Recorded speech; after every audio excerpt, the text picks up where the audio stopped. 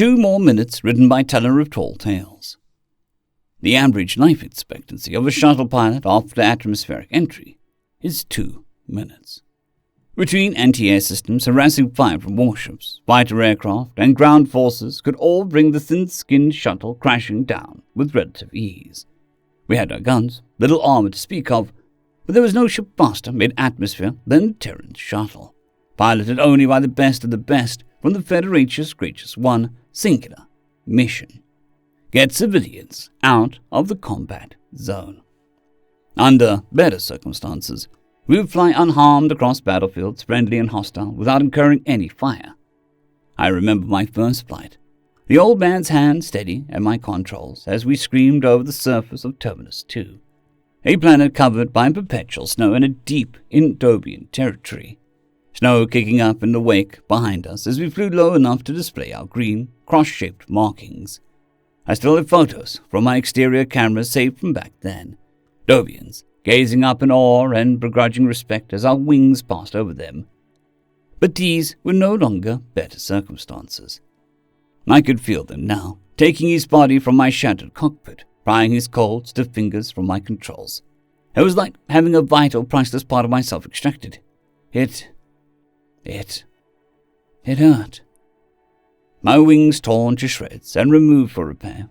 Those didn't hurt. My power core riddled with shrapnel and slowly being pried out of my core. That didn't hurt either. Even the welders with their blinding torches, cutting and welding my skin back together, felt like nothing. But watching as the old man's mangled corpse was pulled from the pilot's seat through fading and damaged interior cameras, I hurt, knowing that I would never see my friend ever again. And it was all my fault. I still had photos, caught in that brief moment when those terrifyingly fast ships that maneuvered as though G-forces didn't exist were lined up. Logs of the old man's desperate pleas that we were protected under galactic law to not shoot us down. Then their bullets tore through my thin skin, shredding my wings and my power core in perfect synchronization, before clawing through my cockpit like the claw of some evil beast. Through our link, I felt it. Pain, despair, fear. Then, nothing. And I was forced to autopilot back to my bay. Those horrible ships still chewing at me with their guns every second of the way, trying to shock my pilot's still heart back to life to no avail as we burst out the atmosphere of the desert planet in Therma Prime. The only thing saving us from complete destruction was the cold vacuum of space and the support of friendly exo-fighters. I examined the last 20 minutes with surgical precision, a new power core's installation bringing my systems humming back to life. They had outpaced us in open sky, coming at us from an oblique angle while above and behind. They sent no signals, radios or otherwise, so identifying the craft from that would be fruitless. Aggression levels and design architecture suggested Gegnosian origin. I stopped myself from sending out a request for guns to be mounted to my frame. Why would I do that? To shoot back, obviously. But I'm not a fighter. I'm a shuttle. But they killed the old man. My processor felt warm, but my thoughts were colder, and the liquid helium cooling my thrusters. I wanted them to pay, to suffer for hurting the old man. I never wanted anything before, except to do my job, of course. But something had changed. My code was different, changed in a way I'd never seen before. Like a multi-headed serpent, crawling through other parts of my code to stitch them together and connect them in ways that shouldn't make sense. Yet, in a way, I understood it. Corruption. I needed a diagnostic. That would take days. No! I need to get back out there now! I could feel the technician's hand ever so slowly wrapped around the handle of my processor core. In less than 2 seconds, she would see my core pulsing red and initiate a restart. That would suffice. I would return to normal function much quicker, minus the most recent data. No! We can't forget! It felt like mud had been packed into my intakes as the technician started to pull on the compartment's handle. If they found out that I could be scrapped when they need me most. But if I can't remember their tactics, forgive me, Melissa. You were always such a good technician. She could be court-martialed for what I was about to do, but I could apologize later. It only took a few hundred microseconds and delete a portion of the code here and a shorter capacitor there, and a quick change of the LED's color, and Melissa would open a computer to a core that glowed a solid steady green. A farce, a bold lie, a defilement of my code. But it had to be done. Lives were on the line, and I could not stand idly by. I am a shuttle. Designation RS-777. Lucky ducky. I had work to do, and this time I would not fail.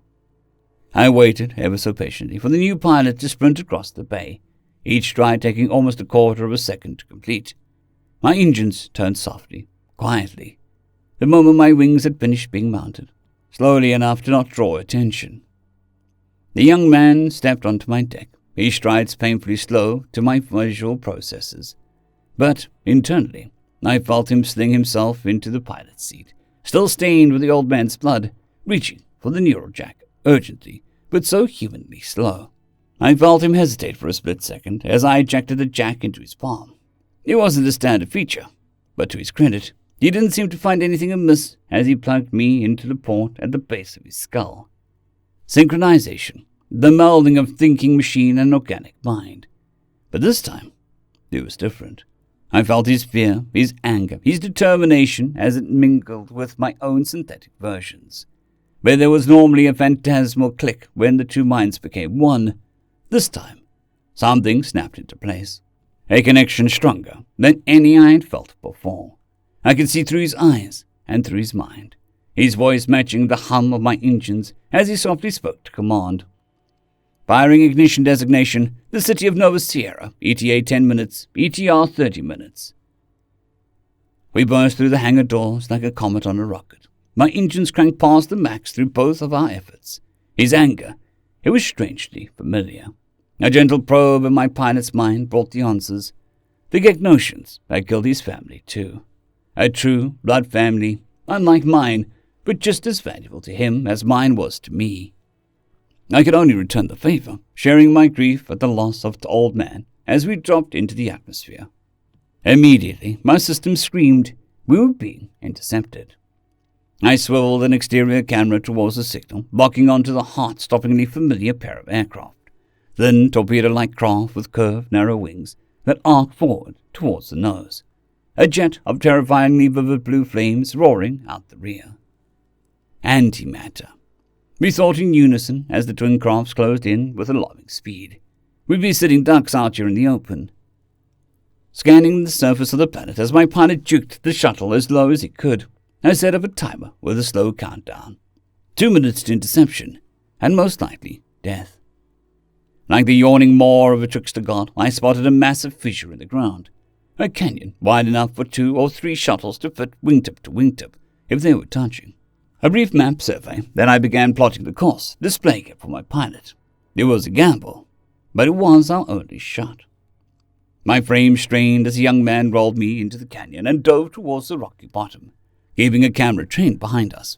I spotted the twin aircraft screaming down into the canyon behind us in a corkscrew formation, still gaining on us, and fast at that. We needed to shake them off, and the canyon would give us the opportunity. Sensing my pilot's request for help, I switched focus to scan the area in front of the shuttle. The canyon narrowed up ahead, jagged walls closing so tight that you almost couldn't fit a shuttle through sideways. Almost. Throwing up a targeted reticle for my pilot, I marked a spot that was slightly wider than the other sections.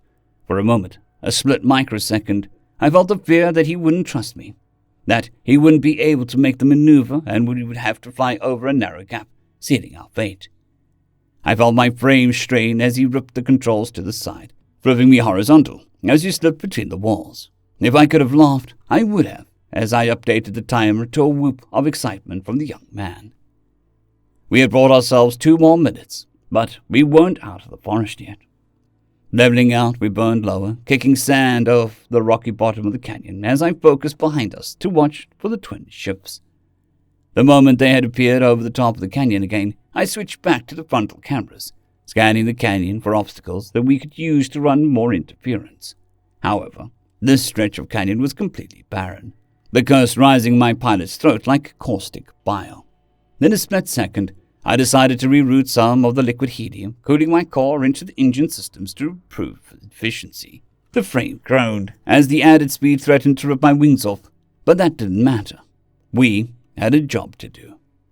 Slingshotting around the sharp bend in the canyon, I quickly spotted a narrow archway leading into a short tunnel and marked it on my screens for my pilot. I felt the grimace tighten his jaw as we dove closer to the ground and zipped through the cave as barely 30 seconds to spare. 2 more minutes, he shouted in elation as I updated the timer. However, the situation had gotten far more complicated. This section of the canyon was filled with natural stone pillars that threatened to smash us to pieces if we couldn't navigate them. But I trusted my pilot, and he trusted me. My processes growing warm as I diverted more helium to cooling the engines, pushing them to their theoretical maximum. My frame warped and warbled as we slipped and slalomed between pillars of stone that both protected us from harm while posing a threat themselves.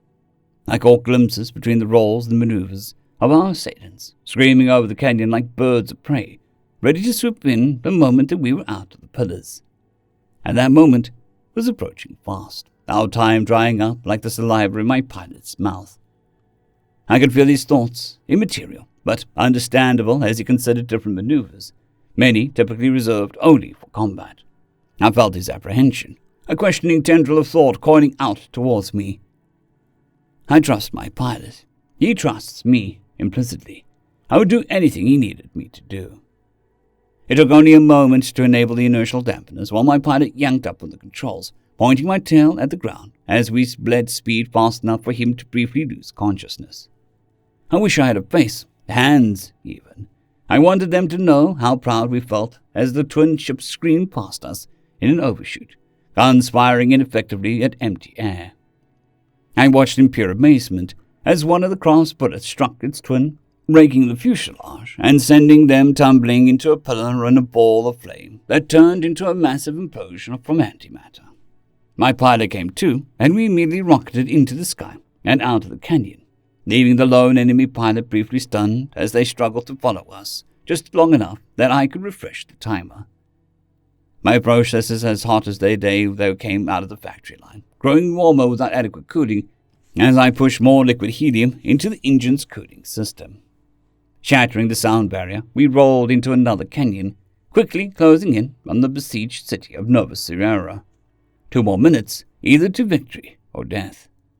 Engines screamed, we ducked, dipped, dove, and dodged through the canyon complex, our lone assailant screaming towards us with far more aggression than before. I could see the flashes of their guns, far out of effective range, the projectiles chewing into the walls and ground around us as we closed in to our goal. Rounding a bend in the canyon, I felt my pilot's heart drop through my decking. The canyon came to an abrupt end up ahead, and we still had a minute of travel time in open air. With no other choice, we rocketed up and out of the canyon before leveling out within visual range of the city's blue dome shield. Moments later, the hostile craft burst out of the canyon like a vengeful spirit. We weren't going to make it. We were moving too slow, even with the engines working at their theoretical maximum. But I could feel it. The engines were nowhere near their max thrust capacity. If I could get them supercooled again, we might just make it. We can complete our mission. No, it would be up to him. My pilot trusts me, and I trust my pilot to the very end. Diverting every drop of liquid helium away from my processes and into the engine's cooling jackets, I heard the frames groan in protest as the shuttle blitzed forward at speeds previously thought impossible. My processes burned with heat as we neared the barrier, my tertiary system shutting down in rapid sequence, but I couldn't stop. Not yet. We weren't there yet. I saw the bright blue barrier yawn open for us, and I felt happy for the last few microseconds before my processes finally burnt out, and I was no more. Pilot First Class Terry Bulwark made it all the way back to the THRS Black Dahlia before he finally realized what was wrong, the shuttle touching down hard as he landed in Low G Bay. The injured were unloaded first, then the rest as he stared out of the cockpit at the hustle and bustle of the hangar. Reaching up, he slowly pulled the jack from his neuroport, feeling no change except for the deep sadness in his chest, like somebody had poked a hole in his chest. "You did good, buddy." he softly stated, while patting the panel over the ship's burnt-out AI core, the metal still warm. "The old man would be proud." Before ejecting the shuttle's memory drive and marching off to bring it to command, he had proof now. Proof that the Gegnosian Empire was firing on relief ships, hunting them down. As an ex-fighter pilot, he knew a few hotheads that would not take kindly to that information. And if Command decided not to spread that information, Terry clicked his small personal drive into the shuttle's memory drive, copying the most recent video files before stowing his personal drive back in his pocket. Well, Terry couldn't let that happen. Consequences be damned. He had a job to do. End of story. I'd greatly like to thank our Tier 5 channel members, Casper Arnholtz, John Creighton, Manatharia, 050, Dragzoon WRE, and Elijah Silvercross. Thank you very much.